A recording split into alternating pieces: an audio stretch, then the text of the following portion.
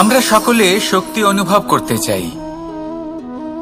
এবার যদি আপনাকে জিজ্ঞেস করা হয় যে সবথেকে বেশি শক্তির অনুভব কোথা থেকে করা সম্ভব, তখন কেউ কেউ বলবেন পুষ্টিকর আহার গ্রহণ করলে, ব্যায়াম করলে, কেউ বলবেন ধন লাভ করলে, বন্ধুদের থেকে, পরিবারের থেকে, আদি ইত্যাদি।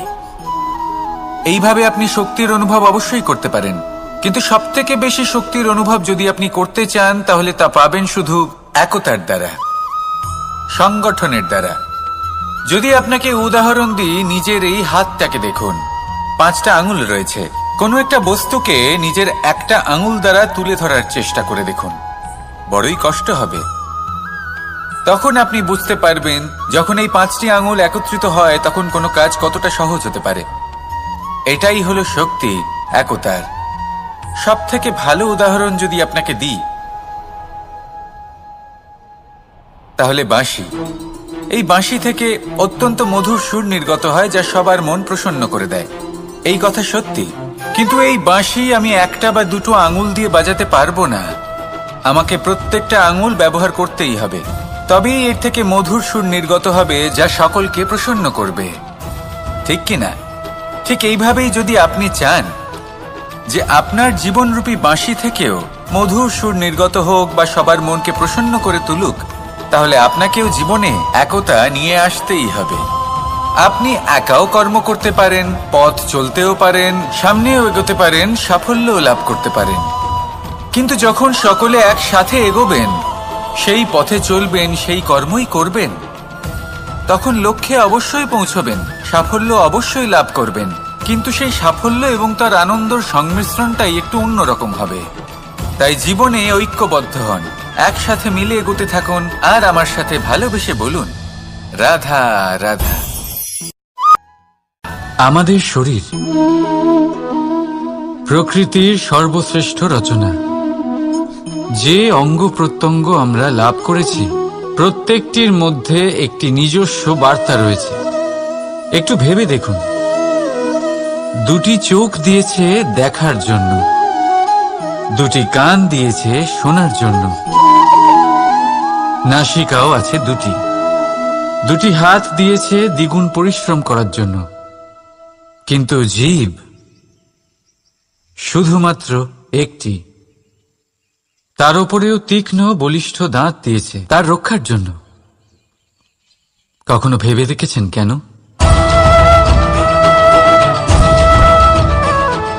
কারণ শব্দ আর শব্দের প্রয়োগ মানুষের সবচেয়ে বড় অস্ত্র, যার প্রয়োগ যত ভেবেচিন্তে করা যায় মানুষ তার জীবনে ততটাই উপরে উঠতে পারে। তাহলে মনে রাখুন, দেখুন, শুনুন আর বুঝুন বেশি, বলুন কম। রাধা রাধা। মানুষ ভাবেন যে ধন অর্জন করা হলো অত্যন্ত গুরুত্বপূর্ণ। তিনি আজীবন ধন অর্জন করতে থাকেন, ধন অর্জন করার চেষ্টা করতে থাকেন। সে যাই হয়ে যাক না কেন, পরিশ্রম করতে থাকেন। স্বাস্থ্যের দিকে নজর দেন না, না উচিত সময় খাবার খান, না উচিত সময় ঘুমোতে যান, না পর্যাপ্ত সময় পর্যন্ত ঘুমন, কিছুই না। ধন অর্জন করতেই থাকেন, করতেই থাকেন। আর কিছু সময় পরে যখন তিনি অসংখ্য ধন লাভ করে ফেলেন, তখন তার সাথে ওনার শরীরে অনেক রোগ বাসা বাঁধে। এইসব রোগের উপচার করতে করতে সেই সমস্ত ধন যা উনি অর্জন করেছেন তা তিনি ব্যয় করে ফেলেন। শেষ পর্যন্ত কি হয়? আমরা যেভাবে এসেছি ঠিক সেইভাবেই ফিরে যাই, ধন এখানেই থেকে যায়। দেখুন, একটা অত্যন্ত গুরুত্বপূর্ণ কথা রয়েছে যে আপনার বোঝা উচিত। এই যে ধন, তার ব্যবহার করুন জীবনকে আরো ভালো করে তোলার জন্য। ধনের সদ্ব্যবহার করা উচিত, এমন যেন না হয় এই ধন আপনাকে ভোগ করে ফেলে। এই জীবনকে নিশ্চিত রূপে আরো শ্রেষ্ঠ করে তুলুন। কিন্তু এই ধন অর্জন করার এই প্রক্রিয়াতে নিজের সারা জীবনকে নষ্ট করে ফেলবেন না। এই জীবন উপভোগ করতে শিখুন, আর আমার সাথে ভালোবেসে বলুন রাধা রাধা। কথায় আছে, অন্ধকারে প্রদীপ প্রজ্বলিত করলে চতুর্দিক আলোকিত হয়। কিন্তু যদি এই প্রদীপ আমি সূর্যের আলোর সম্মুখে সকালবেলায় প্রজ্বলিত করে রেখে দিই, তাহলে কি হবে? আপনি বলবেন যে এটা করে তো কোনো লাভই হলো না। সূর্যের প্রকাশের সামনে এই প্রদীপ আসলে কিছুই নয়। এবার এই চিন্তা ভাবনা প্রত্যেক দিন করতে হবে, আর একটা অমূল্য শিক্ষা পেতে হবে। মনে করুন যে আপনি মহাপুরুষের সামনে বসে আছেন, কোনো মহাজ্ঞানীর সামনে। তাহলে সেই ব্যক্তির সামনে নিজের জ্ঞানের প্রদীপ প্রজ্বলিত করবেন না, নীরব থাকুন, আর সেই ব্যক্তির সূর্যের প্রকাশের মতো জ্ঞান প্রাপ্ত করুন। যতটা পারবেন জ্ঞান লাভ করুন। যদি এমন কোনো সময়, এমন কোনো স্থানে আপনি আছেন যেখানে চতুর্দিক অন্ধকার, কারোর কাছেই জ্ঞান নেই, সেখানে নিজের জ্ঞানের প্রদীপ প্রজ্বলিত করুন। এমন করলে দুদিক থেকেই আপনার লাভ হবে। আপনার জ্ঞান প্রাপ্তিও হবে, আর জ্ঞানের সঠিক প্রয়োগও করতে পারবেন। আর এই মন প্রসন্ন হয়ে বলবে, রাধা রাধা। মানুষের মধ্যে একটা বিচিত্র প্রবৃত্তি, পারবেন না, শুধু অনুমান করতে পারবেন। আর এই অনুমান করে সত্যি কোনো লাভ হয় না, কারণ এই কাল সেটা হলো অত্যন্ত শক্তিশালী। কালো থেকে কালোতর কয়লাকেও হীরেতে পরিণত করতে পারে। অনেক বড় বড় রাজাকেও বিদূষক বানিয়ে ফেলতে পারে এক মুহূর্তেই। তাহলে আপনি অনুমান করে কি লাভ? কি পেলেন অনুমান করে? সেই জন্য কারোর বিষয়ে কোনো অনুমান করবেন না, তার ভবিষ্যতের বিষয়ে অনুমান করতে যাবেন না, কারোর বিষয়ে কোনো ধারণা করে নেবেন না। কিছু করতে হলে ভালোবাসুন, সবার মধ্যে ভালোবাসা ছড়ান, সবার মধ্যে ধন্যাত্মক ভাব ছড়ান। এই মন প্রসন্ন হয়ে বলবে, রাধা রাধা। কেউ বলে জীবন খুব ক্ষণস্থায়ী, কেউ বলে জীবন হলো একটা সুন্দর স্বপ্নের মতো, আবার কেউ বলবে জীবন হলো এক কঠোর সত্য। কিন্তু জীবন আসলে কি? জীবন হলো আপনারই প্রতিবিম্ব, একটা দর্পণ। অর্থাৎ আপনি জীবনকে সেইভাবেই পাবেন যেরকম আপনি নিজেকে প্রতিপন্ন করবেন। যদি আপনি দর্পণের দিকে তাকিয়ে হাসেন, তাহলে আপনি সামনে হাসি মুখী দেখতে পাবেন। এবার যদি আপনি গম্ভীর হয়ে থাকেন, তাহলে আপনি একজন রুষ্ট ব্যক্তি দেখতে পাবেন। শেষে সবথেকে বেশি গুরুত্বপূর্ণ হলো আপনার চেষ্টা। আপনাকে সবসময় চেষ্টা করতে হবে যাতে আপনি নিজেকে প্রসন্ন এবং ইতিবাচক মনোভাবে রাখেন। এটা হলো আপনারই উত্তরদায়িত্ব, তাকে পালন করুন। এই মনকে প্রসন্ন রাখুন, এই সংসারকে সুন্দর বলে মনে হবে। আর এই মন প্রসন্ন হয়ে বলবে, রাধা রাধা। এই সংসারে আপনি কি নিয়ে তুলনা করবেন, যেখানে সূর্যদেব চন্দ্রমা দুজনেই আছেন, দুজনেই হলেন বিশেষ, দুজনেই নিজ নিজ সময়ে উদিত হন। এদের মধ্যে একজন না থাকলে তাহলে আমাদের জীবন কঠিন হয়ে পড়বে। ঠিক সেইভাবেই আপনি যদি একটা বড় রেখা অঙ্কন করেন, তাহলে অন্য রেখাটি ছোট হয়ে সবার সাথে সহযোগিতা করুন। আর যদি তুলনা করতেই হয়, নিজের সাথে করুন, যে কাল আমি কেমন ব্যক্তি ছিলাম, আজ কি তার থেকে শ্রেষ্ঠ হয়ে উঠতে পেরেছি?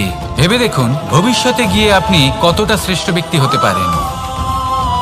আসুন আমার সাথে ভালোবেসে বলুন, রাধা রাধা। এই সংসারের সব থেকে গুরুত্বপূর্ণ তত্ত্ব কোনটা?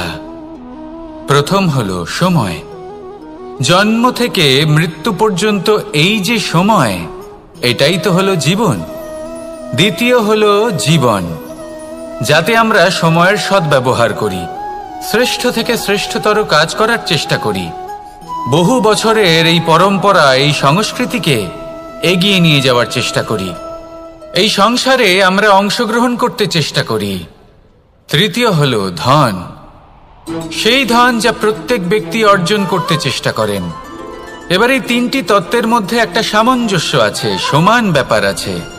সে ধনই হোক বা সময় হোক বা হোক জীবন।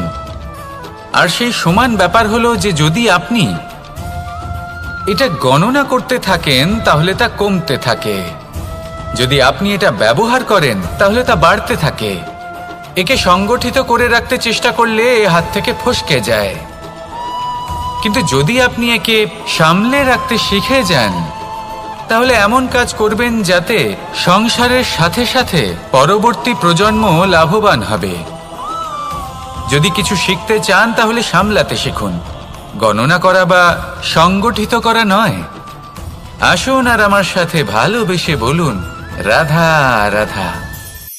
এই সংসারে সাফল্য লাভ করার জন্য জ্ঞানের প্রয়োজন হয়, পরিশ্রমের প্রয়োজন হয়, দৃঢ় নিষ্ঠার প্রয়োজন হয়, নিরন্তর চেষ্টা করা প্রয়োজনীয়। কিন্তু আরো কিছু আছে যা অত্যন্ত প্রয়োজনীয় এবং গুরুত্বপূর্ণ। তা হলো ভালো বন্ধু। তাদের থাকা অত্যন্ত প্রয়োজনীয়। যদি ভালো বন্ধু থাকে তাহলে সময় এলে তারা ঢাল হয়ে আপনাকে সুরক্ষা করবেন। সময় এলে অস্ত্রের মতো শত্রুকে সংহারও করবেন।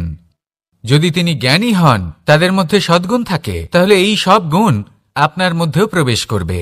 তাহলে সাফল্যের জন্য ভালো বন্ধু পাওয়া অত্যন্ত প্রয়োজনীয়।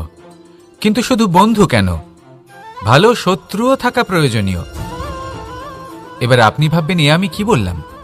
যদি আপনার জীবনেও ভালো অর্থাৎ শক্তিশালী শত্রু থাকে, তাহলে আপনিও শক্তিশালী হতে থাকবেন। এই শত্রু আপনাকে প্রেরিত করবে আরো বেশি শক্তিশালী হয়ে ওঠার। কখনো কোনো হরিণকে দেখুন, তীব্র গতিতে দৌড়তে থাকে। কেন তীব্র গতিতে দৌড়য়? এই কারণে নয় যে কোথাও তার জন্য মধুর ঘাস অপেক্ষা করে রয়েছে, না। সে এই কারণে তীব্র গতিতে দৌড়য় কারণ সেটা না করলে তার পেছনে একটি সিংহ আছে যে ওকে নিজের ভোজন করে ফেলবে। তাই জীবনে বিপদ, সংকট, এই সবকিছুও হলো অত্যন্ত গুরুত্বপূর্ণ। তার সম্মুখীন হতে শিখুন আর আমার সাথে ভালোবেসে বলুন, রাধা রাধা। পুরুষার্থ।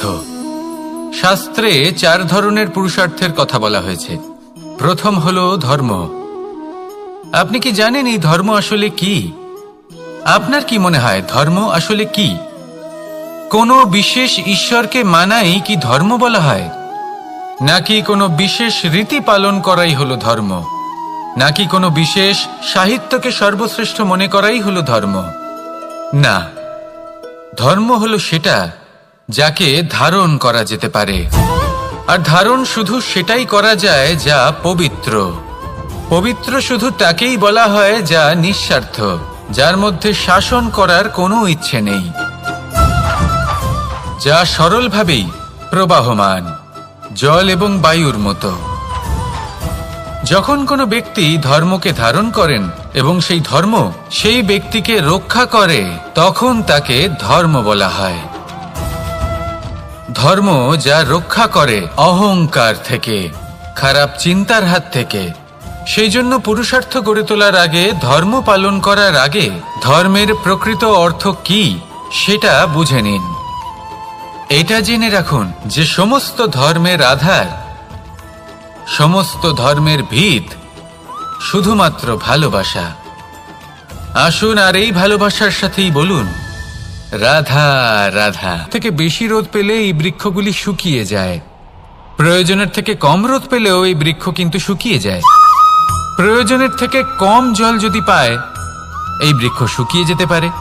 প্রয়োজনের থেকে অতিরিক্ত জল যদি পায়, তখনও এই বৃক্ষের শিকড়গুলি নষ্ট হয়ে যেতে পারে। এবার এটাই কিন্তু আমাদের সংসারের সাথেও হয়। আমাদের সংসারের সকল প্রতিভাশালী ব্যক্তি, যেমন লেখক, বিচারক, প্রবক্তা, যোদ্ধা, এদের সবার ক্ষেত্রে এই কথাটাই প্রযোজ্য। যদি বেশি প্রশংসা করা হয় তাহলেও এরা হারিয়ে যাবেন।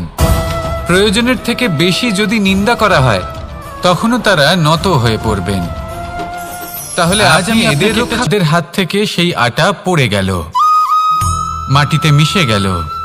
এবার এই পুরো ঘটনাক্রমে যদি কারোর বিন্দুমাত্র লাভ হয়ে থাকে, বিন্দুমাত্র আনন্দ পেয়ে থাকে, তাহলে সে কে? সেই ছোট বোন, যিনি মাঝে মাঝেই গমের দানা তুলছিলেন এবং খাচ্ছিলেন। কিছুটা হলেও উনি আনন্দ লাভ করেছিলেন। এবার এরকমই হলো আমাদের জীবনে ভক্তি এবং ভালোবাসা সংক্রান্ত বিষয়। মানুষ নিজের জীবনের দৈনিক কাজে এতটাই ব্যস্ত হয়ে পড়েন, প্রত্যেক দিন শুধু কাজ কাজ কাজ কাজ করতে থাকেন, আর তাতে ভক্তি এবং ভালোবাসার জন্য সময় বার করতেই পারেন না। দেখুন, জীবনে ভক্তি আর প্রেমের এই যে ছোট ছোট মুহূর্ত আছে, এগুলো যদি আপনি যাপন করতে পারেন তাহলে তাতেই আপনি তৃপ্তি লাভ করবেন। বাকি সবই আপনার ব্যর্থ বলেই মনে হবে। জীবনে যখনই আপনি কোনো কাজ করবেন, ঈশ্বরের প্রতি সমর্পিত হয়ে সেই কাজ করুন। আর যখনই সময় পাবেন, তাহলে সেই সময় নিজের আপনজনদের দিন। যাদের আপনি ভালোবাসেন তাদের প্রতি যত্নবান হন, তাদের শুভাকাঙ্ক্ষী হন। এই প্রেম আর ভক্তির ছোট ছোট মুহূর্তগুলো আপনার জীবনকে চরিতার্থ করে তুলবে। আসুন আমার সাথে ভালোবেসে বলুন, রাধা রাধা। কেন করি? কারণ আমরা জানি যে সন্ধেবেলা যখন সূর্যাস্ত হবে তখন শুধুমাত্র অন্ধকার বাকি থাকবে। ঠিক কিছুটা এরকমই হয় আমাদের মাতা পিতাও, যিনি আমাদের জন্ম দেন, আমাদের ভরণ পোষণ করেন, আমাদের বড় করেন, আমাদের প্রেম প্রদান করেন। কখনো কখনো তাদের মুখ থেকে কটু কথা নিঃসৃত হয়, আমাদের দুঃখ হয়, কিন্তু তখন আমাদের এটা বোঝা উচিত এগুলি নিঃসৃত হচ্ছে আমাদেরই মঙ্গলের জন্য। যেমন সূর্যদেব, উনিও উত্তাপ দিয়ে থাকেন আমাদেরই মঙ্গলের জন্য, যাতে ফসল পাকতে পারে, যাতে জল বাষ্প হয়ে মেঘ হতে পারে, বৃষ্টি হতে পারে, আর এই সংসারে নিরন্তর জলের প্রবাহ থাকে। আমাদের মাতা পিতা, তাদের কঠোর আচরণ, তাদের কঠোর অনুশাসনের পেছনে লুকিয়ে থাকে ওনাদের ভালোবাসা। আমাদের তা বুঝতে হবে, সসম্মানে ওনাদের গ্রহণ করতে হবে। কারণ ঠিক সূর্যাস্তের পরে যেমন চতুর্দিক অন্ধকারচ্ছন্ন হয়ে যায়, তেমনি আমাদের জীবন থেকে যখন আমাদের মাতা পিতা চলে যায়, তখন আমাদের জীবনেও শুধু এবং শুধুমাত্র অন্ধকারই ছেয়ে থাকে। সেই জন্য নিজের মাতা পিতাকে সম্মান করুন, ওনাদের ভালোবাসা প্রদান করুন। আকাশে আর চাতক থাকে ধরিত্রীতে, কিন্তু যখন এই মেঘ থেকে বৃষ্টি ঝরে পড়ে, এই চাতক কিন্তু সেই জলই পান করে, নয়তো সে তৃষ্ণার্ত থেকে যায়। এবার অন্যদিকে দেখলাম শিশির বিন্দু আর পাতার এই সম্পর্ক, এরা খুব কাছাকাছি থাকে, ঘনিষ্ঠও থাকে। অন্যদিকে রয়েছে মেঘ এবং চাতকের সম্পর্ক, যাদের মধ্যে অনেক দূরত্ব থাকা সত্ত্বেও তারা খুব ঘনিষ্ঠ, তাই না? এই সারমর্ম খুব সরল। এই নৈকট্য, এই দূরত্ব, তা আপনার সম্পর্কে প্রভাব কিছুতেই ফেলতে পারে না। এই নৈকট্য, এই দূরত্ব, এইসব হলো শুধুমাত্র মনের ব্যাপার। কখনো আপনি অনুভব করেছেন আপনি কারোর থেকে অনেক অনেক দূরে আছেন, অনেক দূরে আছেন, তাও সেই ব্যক্তির প্রতি আপনি টান অনুভব করেন। সেখানে আপনি কারোর সাথে প্রত্যেক দিন অতিবাহিত করেন, সমস্ত জীবন অতিবাহিত করেন, সব থেকে বেশি সময় তার সাথে অতিবাহিত করেন, তাও তার প্রতি সেই টান অনুভব করেন না। এই সংকেত হলো মনের দূরত্বের। তাহলে মনের এই দূরত্ব দূর করুন আর আমার সাথে ভালোবেসে বলুন, রাধা রাধা। পাখি কখন জন্ম নেয়, কখন উড়তে শেখে, কখন বাসা বানাতে শেখে, কখন নিজের মৃত্যু লাভ করে, এসব আমাদের মধ্যে কেউ জানি না। কিন্তু পাখি একটা কথা খুব ভালো করে জানে, যে এই সংসারেও যা কিছুই করুক না কেন, এই সংসারের ওকে নিয়ে কিচ্ছু যায় আসে না। এবার আমরা কি করি? কোনো কাজ করার আগে আমরা এটা ভাবি যে এই সংসার যদি আমাকে দেখে ফেলে, তাহলে কে জানে এই সংসার কি ভাববে, আমার প্রতিচ্ছবি কেমন তৈরি হবে কে জানে, কে জানে কি হবে আদি ইত্যাদি। এই সব ভাবনায় আমরা মগ্ন হয়ে যাই। কিছুটা এমন ভাবে মগ্ন হই যে বর্তমানের কর্মের এই জীবনের যাত্রাপথে সেই সময়ের আনন্দ উপভোগ করতে ভুলে যাই। এবার দেখুন একটা পাখি কি করে, ওর কর্ম হলো গান গেয়ে চলা। ওই পাখি গেয়ে চলে, কেউ ওর গান শুনুক বা না শুনুক, কেউ আদৌ শুনছে কিনা সেই বিষয়টা নিয়ে সেই পাখির কিছুই যায় আসে না। সেই পাখি নিজের কর্ম করতে থাকে। হয়তো সেই জন্যই আপনি কখনো কোনো পাখিকে কাঁদতে দেখবেন না। এরকমই আপনাকে নিজেকে গড়ে তুলতে হবে। প্রথমে নিজেকে জিজ্ঞেস করুন, এই যে কর্ম আমি করতে চলেছি সেটা কি উচিত?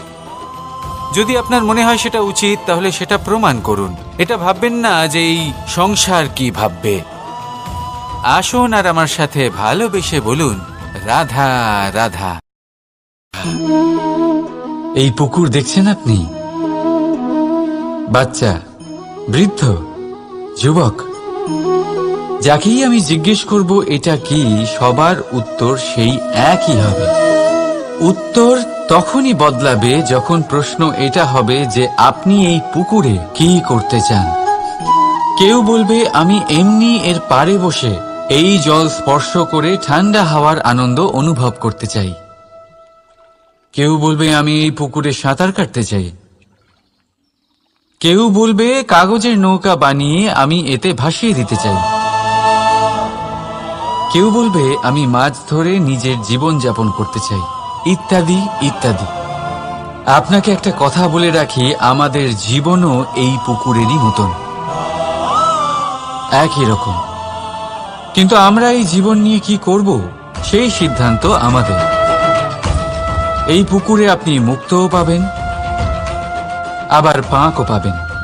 যদি আপনি মুক্ত পেতে চান তাহলে এই পুকুরের গভীরে আপনাকে যেতে হবে, ততটাই চেষ্টা করতে হবে যতটা করলে আপনি সেই মুক্ত অর্জন করতে পারবেন। না হলে শুধু পাঁকে হাত পড়বে। তাই যা আমি সর্বদা বলে থাকি, সিদ্ধান্ত আপনার। রাধা রাধা। এই সংসারের সব থেকে বড় সুখ কি? কেউ বলবেন নিজের লক্ষ্য প্রাপ্ত করা, কেউ বলবেন ধন উপার্জন করা, সেবা করা। কখনো কাউকে সেবা করে দেখুন। এই সেবা দ্বারা অন্য কোনো মানুষের আশীর্বাদ লাভ করাতেই সুখ রয়েছে। আপনার সেবা ভাব দ্বারা যখন কোনো মানুষ নিজের অন্তরাত্মা থেকে আপনাকে আশীর্বাদ করে, তার থেকে বড় সুখ আর কিছুই নেই। কারণ প্রত্যেক মানুষের মধ্যে ঈশ্বর বাস করেন। নরের সেবাই হলো নারায়ণের সেবা।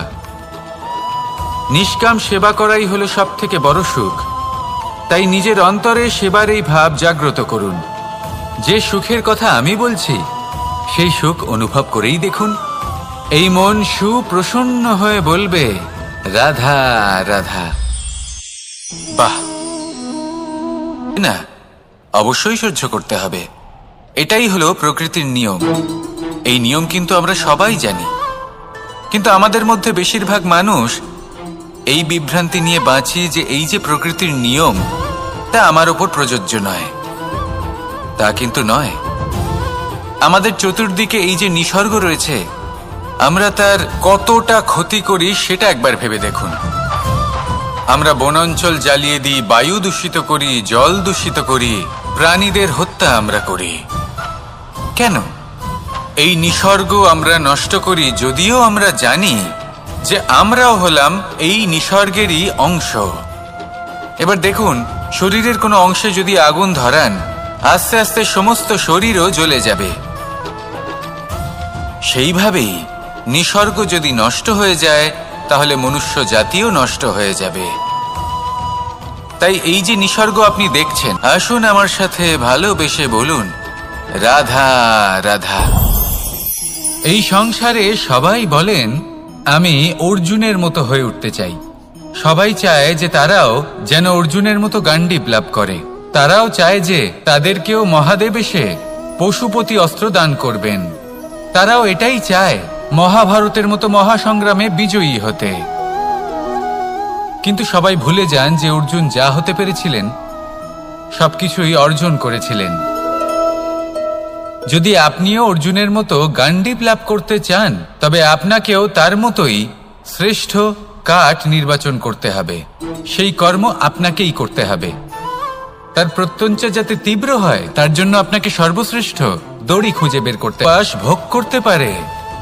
যদি কেউ লাক্ষাগৃহ থেকে পালিয়ে বাঁচতে পারে, যদি কেউ কঠোর তপস্যা করতে পারে, প্রতীক্ষা করতে পারে এবং পরিশ্রম করতে পারে, তাহলে সে অর্জুন অবশ্যই হয়ে উঠবে। যদি আপনি অর্জুন হয়ে উঠতে চান, তাহলে কর্ম করতে শিখুন আর আমার সাথে ভালোবেসে বলুন রাধা রাধা। জীবন থাকলে লক্ষ্য অবশ্যই থাকবে। যদি লক্ষ্য থাকে, তার পথ অবশ্যই থাকবে।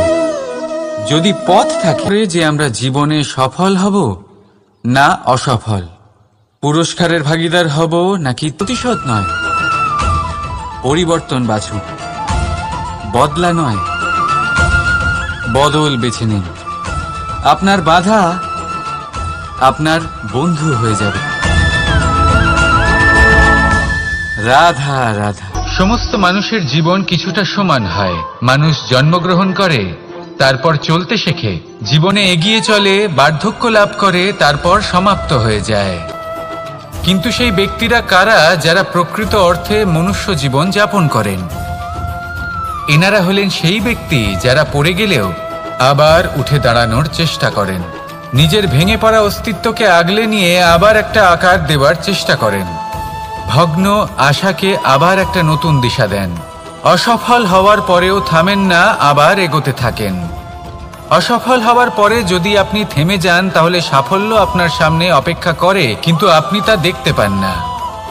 তাই জীবনের সংঘর্ষে অংশগ্রহণ করতে শিখুন, জীবনের সংঘর্ষ থেকে পালাবেন না। আসুন আমার সাথে ভালোবেসে বলুন, রাধা রাধা। একবার একটা শেয়াল বনে বিচরণ করছিল। ও একটা ছোট্ট শাবক দেখতে পেল। ও ভাবলো, আজ একেই আমি খাবার হিসেবে গ্রহণ করব। আশেপাশে দেখলেও কেউ দেখছে না তো, কেউ ছিল না।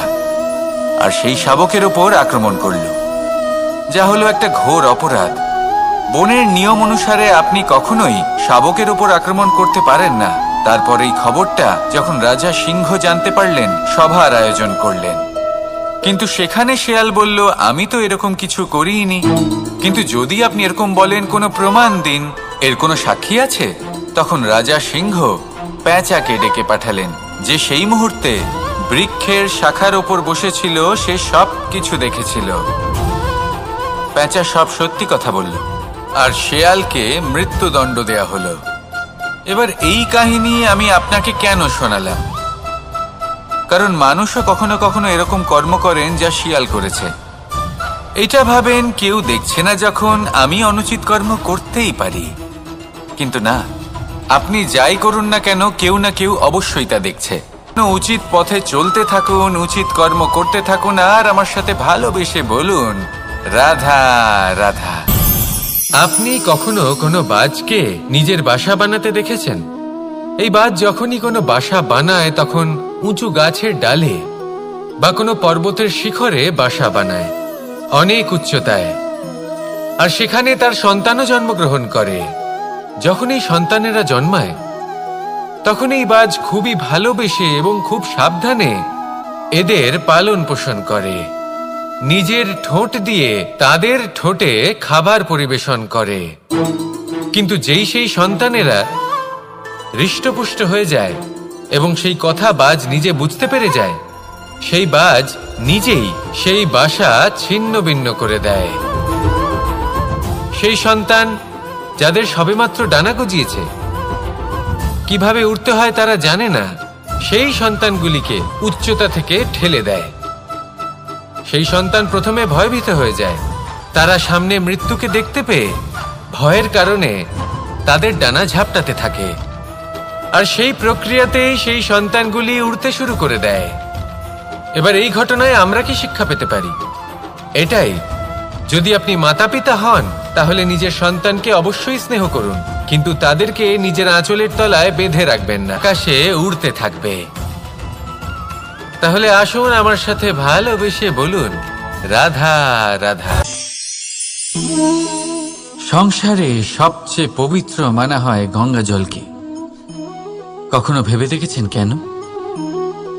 কারণ গঙ্গা জলের আবির্ভাব অত্যন্ত শুদ্ধ হয়, তার জন্ম শুদ্ধ হয়, যেখান থেকে তার শুরু সেটাই শুদ্ধ হয়। আর শুরুটা শুদ্ধ হওয়া অত্যন্ত আবশ্যক। আমাদের জীবনে সবই শুরু হয় আমাদের ভাবনা থেকে। নিজের ভাবনাকে শুদ্ধ রাখুন, কারণ এই ভাবনা থেকেই আবির্ভাব হয় শব্দের। আপনার শব্দ শুদ্ধ রাখুন। এই সংসারে, এই জীবনে নিজের ভাবনা শুভ রাখলে, শুদ্ধ করলে আপনার মন সুপ্রসন্ন হয়ে বলবে, রাধা রাধা। মানুষ কিছুই নয়, যা কিছু এই তারা নক্ষত্র অন্ধকারের অভাবে গুরুত্ব হারায়। শিবকেও মহাদেব হওয়ার জন্য বিষ পান করতে হয়েছিল। প্রত্যেক পরিস্থিতি, প্রত্যেক সাফল্য আপনার পরীক্ষা নেবে, তাতে উত্তীর্ণ হওয়া হলো আপনার কর্ম। যখনই আপনি ভয় পাবেন বা সংকটের সম্মুখীন হবেন, তখন সাহসের সাথে তার সম্মুখীন হন। মনে রাখবেন, যে সম্মুখীন হতে জানে, সাফল্য তার সাথে সবসময় থাকে। আসুন আর আমার সাথে ভালোবেসে বলুন, রাধা রাধা। আমাদের হাতটা দেখুন। এই হাতে 5টা আঙুল আছে, যা ভিন্ন ভিন্ন ধরনের, একরকম কেন নয়? কারণ হলো প্রত্যেকের নিজের নিজের গুরুত্ব আছে, নিজের নিজের মাহাত্ম্য আছে। এরা ভিন্ন, তাই একত্রিত হয়ে মুষ্টিবদ্ধ করা সম্ভব, যার দ্বারা আমরা আত্মরক্ষাও করতে পারি, আবার আক্রমণও করতে পারি। যদি 5টি আঙুল সমান হতো, তাহলে মুষ্টিবদ্ধ হতে পারত না, নিজেদের মধ্যে বিভ্রান্তির সৃষ্টি করত। এবার এরকমই কিছু আমাদের সংসারেও হয়। আমাদের দেশ, যেখানে একটি ভূমির ওপর ভিন্ন ভিন্ন ধর্মের মানুষ বাস করেন, ভিন্ন ভিন্ন জাতি, ভিন্ন ধর্ম, ভিন্ন ভাষা। কিন্তু যদি আমরা এটা ভাবি যে কিভাবে এই দেশকে কল্যাণের পথে নিয়ে যাওয়া যায়, কিভাবে এর বিকাশ করা সম্ভব, যুক্ত থাকা, সাথে থাকা, তবেই দেশের উন্নয়ন সম্ভব। তবেই এই দেশ স্বতন্ত্র থাকবে, সফল হবে, আর এই মন প্রসন্ন হয়ে বলবে, রাধা রাধা।